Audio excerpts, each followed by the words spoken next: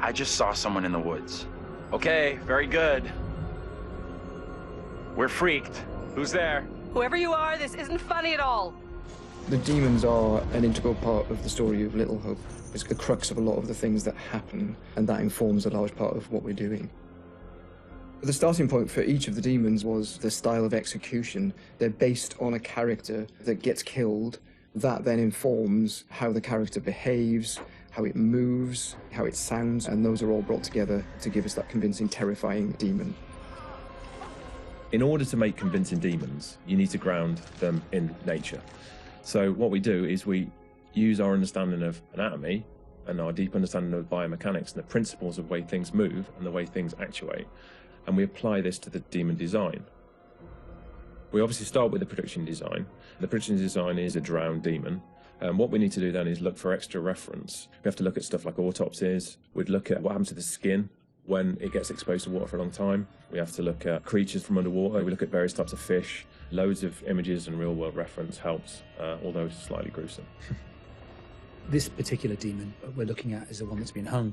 We didn't want to show the whole of this character, and right from the beginning we said, let's focus on the areas which are the most terrifying.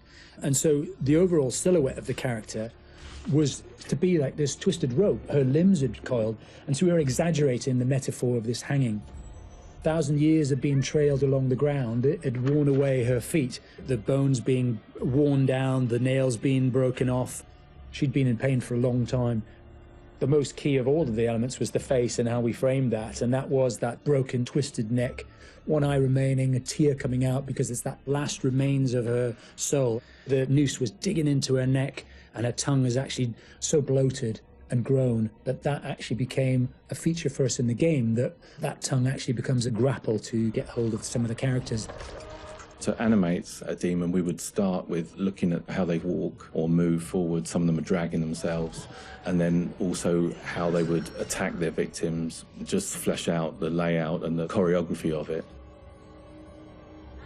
Mocap is a big help. Obviously, it's a lot faster than keyframing from scratch. So we decided to use it as a base for some of them, and then we would layer on top of that all the characteristics that bring them to life, even though they're dead. The Crush Demon in particular was difficult to work with because we weren't able to use motion capture footage, so that is going to be completely hand animated. So that meant we were really starting from scratch. All the other demons, we did use actors' footage, so we have a lot of actors with spikes tied to them, limping across the scene. Let's get the fuck out of here! On the Broke Demon, we asked the actor to use various props to try and achieve the sort of movement that we wanted. And I think he did a great job. It was really successful. We've had to, again, add on to that to help with the weight and the believability.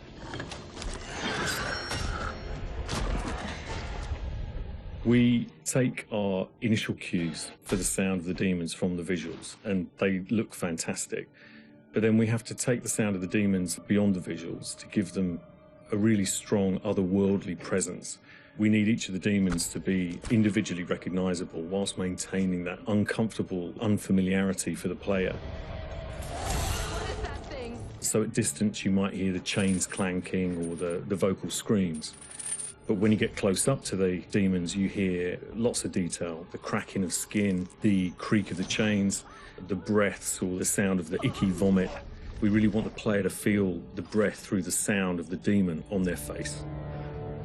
Angela, no! When we're thinking about the camera work for the demons, one thing that was really at the forefront of my mind was trying not to show too much, trying not to lose all restraint, and I think that's a really easy trap to fall into with CG in general, and especially with games that you've got all these monsters that you've built and you've spent a lot of time working on, and it's really easy just to go straight to putting everything on screen. But thinking back to some classic horrors, classic monster movies, a lot of times there the directors had to use a lot of restraint and just show little bits and pieces because they didn't have that kind of budget or that kind of effect to really make it convincing. And there's something about that I really like that I wanted to bring back to Little Hope. So when I was directing the camera team, I asked them to show little bits, little glimpses, a clawed hand here, a shadow on the wall there, the chains rattling, whatever the key characteristics were of that demon. The interesting thing with that is that I think sometimes your imagination as a viewer fills in the blanks in a far more terrifying way than we really could. So we tried to build up that suspense, working up to this big reveal where you finally see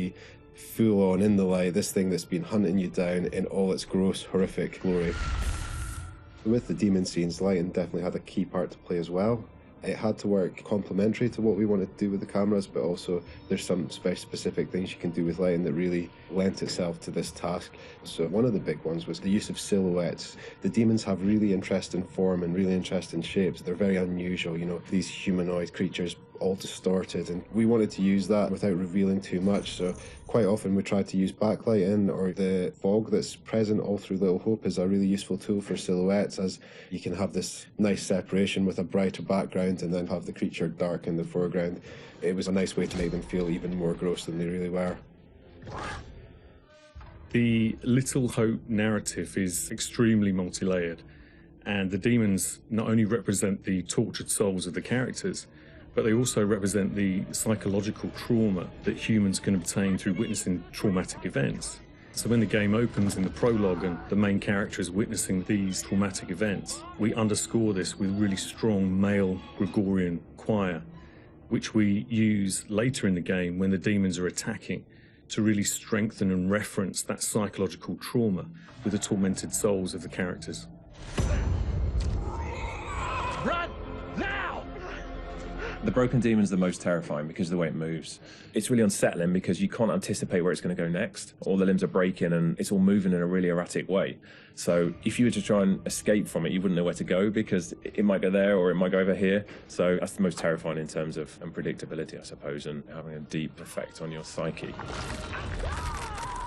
Interestingly, when you work at Supermassive, you get immune to horror. That's one thing I've definitely noticed. The powers of horror somehow get lost in me every time I'm watching a horror movie. I don't get so scared anymore just because I see this stuff every day. But doing those demon scenes, I must admit, even watching them back as they were work in progress, it was always like fairly distressing and fairly horrific. So hopefully some of that comes across in the experience for the player too.